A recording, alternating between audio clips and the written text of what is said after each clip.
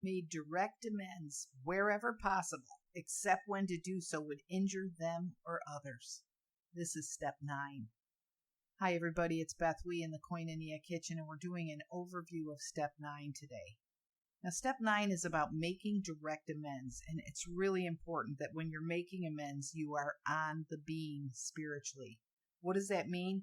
If you're a meeting attendee, making meetings regularly, calling your sponsor, daily prayer, working with others. This is the beam. Why the beam? Because it gives good judgment, good timing, courage, and prudence. So it's really important before you talk to anybody else in the way that you're going to talk to them when you're making an amend, that you are on the beam. Remember, an amend is not an apology. It's the opportunity to make things right. So you're going to be making direct amends. What does direct mean? Well, and if I looked it up with Merriam-Webster, the first definition is natural and straightforward, and the second one is stemming immediately from the source.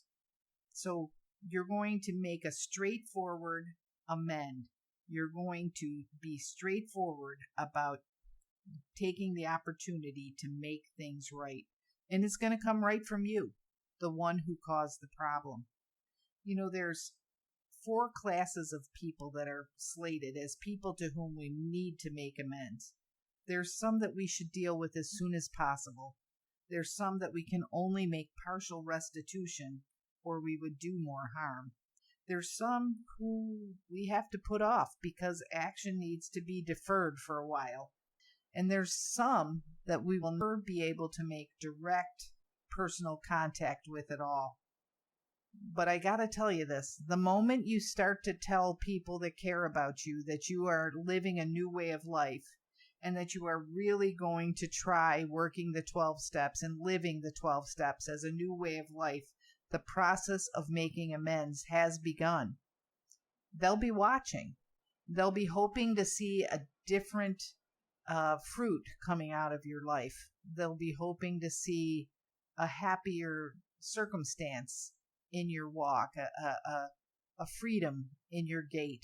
They'll be hoping that you're back, so to speak, that they get the one they love back. It's real important when dealing with amends that we don't buy our own peace of mind at the expense of others. In the 12 Steps and 12 Traditions, a book published by Alcoholics Anonymous, they have this quote, "The generous response of most people to such quiet sincerity will often astonish us. Even our severest and most justified critics will frequently meet us halfway on the first trial." So that's exciting. You make a direct amend and you have somebody meet you more than halfway on the first trial. And that atmosphere of approval and praise might tempt you to hurry on to other cases.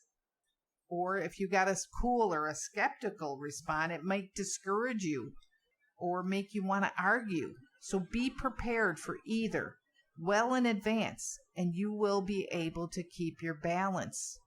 In this case, I'm talking about the balance beam. So staying on the beam, I'm likening it to a balance beam, like in a gymnastics stadium, where you really have to take one step at a time and hold your balance.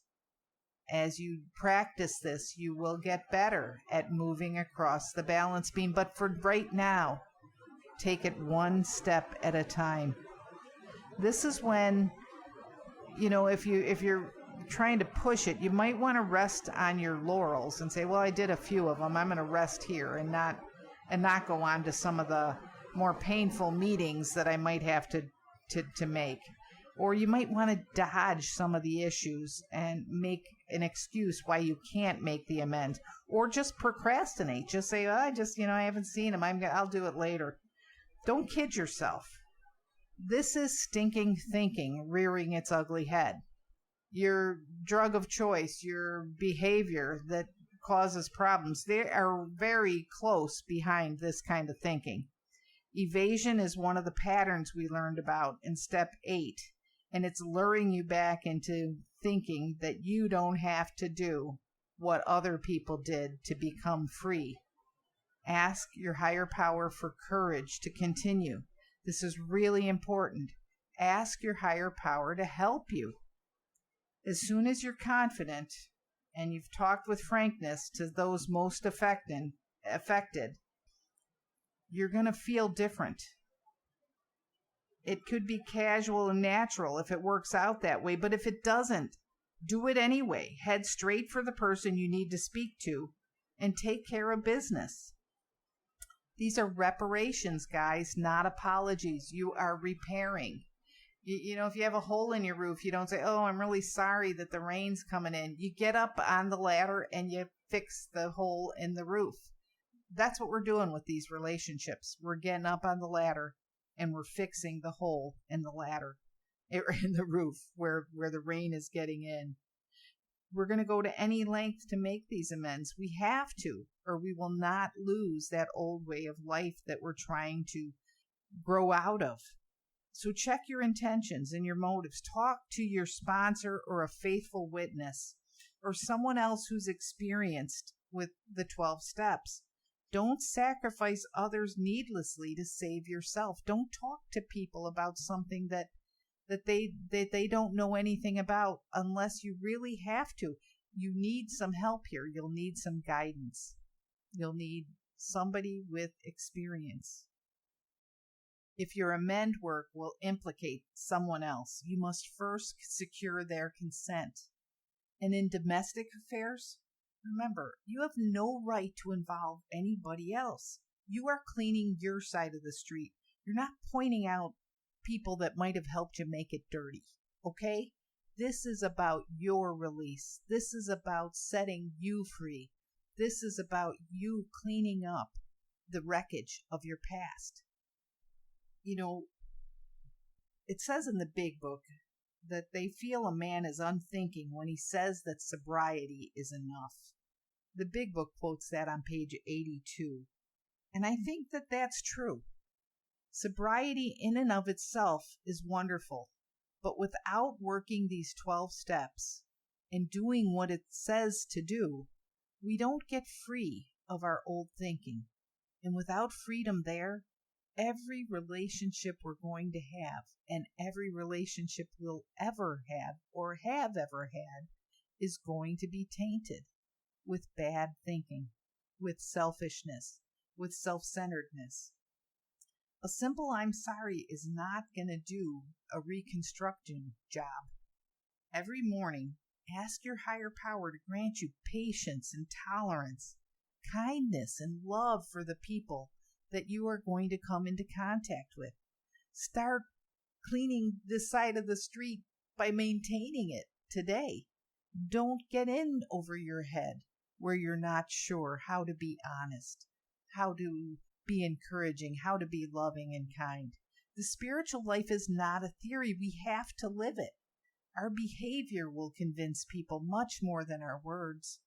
So if you would right a wrong if you could, but you can't see the other person involved, you can let it go, knowing if the where comes up, you would make the amend. I know that some people have had a person in their history that they had harmed, and they weren't even sure of the person's last name, or if they still lived in the town where they were when the hurt occurred. Sometimes you can pay it forward to someone else. Let me think of an example. Maybe you hurt someone by taking something that wasn't yours, and you knew that they would miss it. Maybe the way to make it right is to make a donation in their name to something else, or anonymously to a charity that makes you think of that person. There are ways to get free from the wreckage of the past, even when you're not sure how to right the wrong with that specific person. You know, we're God's people. We're not crawling. We're not scraping. We're not begging. We're standing on our own 2 feet, and we're facing the music. We're acting with integrity. We're living with tact.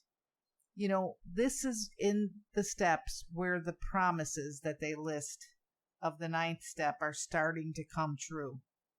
They say that if you take pains, if you work hard at this part of your recovery, you're going to be amazed before you're halfway through making these amends. And they give these extravagant promises. Okay, we say they're not extravagant, but I think they are. To have a new freedom and a new happiness, to not regret the past nor wish to shut the door on it, to comprehend the word serenity and to know peace, to see how our experience can benefit others, to lose that feeling of uselessness or self-pity, to lose interest in selfish things and gain interest in our fellows, and have self-seeking slip away. Our whole attitude and outlook upon life will change, and fear of people and of economic insecurity will leave us. To intuitively know how to handle situations which used to baffle us. To suddenly realize that God is doing for us what we could not do for ourselves. These, my friend, are extravagant promises, but they're being fulfilled among all kinds of people that are doing the 12 steps and living into step 9. When you struggle with the idea of making an amend, lay the matter before your sponsor or your spiritual advisor and earnestly ask God for help and guidance, and resolve to do the right thing when you know what it is. Don't delay because of fear, because once we take responsibility for the past acts and responsibility for the well-being of others, do you get that? These go together. You take responsibility for your part, and you take responsibility for your brother.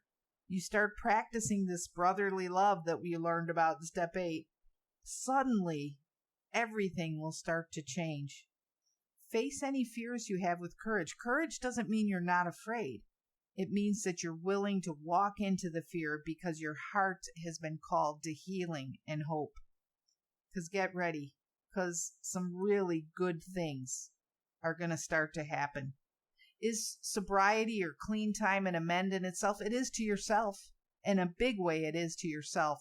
And it might be to other people who are close to you. Maybe to your pets, it's a big amend.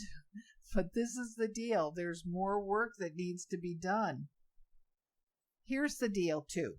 It says that we're going to make direct amends to such people wherever possible.